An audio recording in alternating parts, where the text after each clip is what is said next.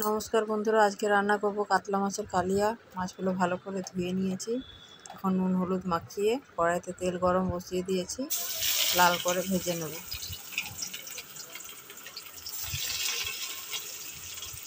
মাছের পিসগুলো বড় সেহেতু ভাজা হতে একটু সময় লাগবে।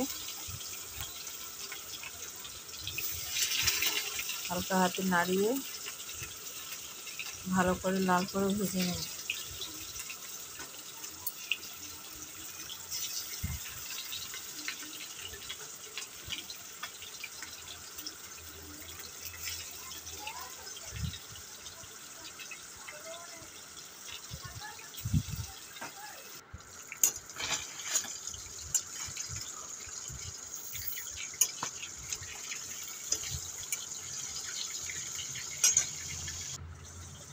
মাছ ভাজা হয়ে গেছে।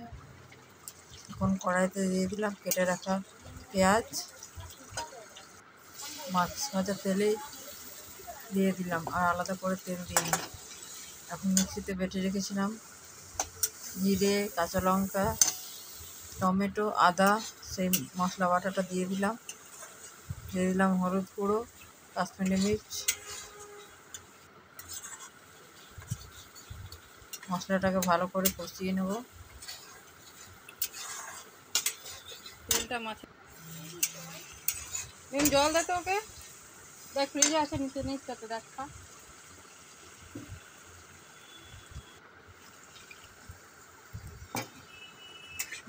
মশলা ধোয়া জলটা দিয়ে দিলাম।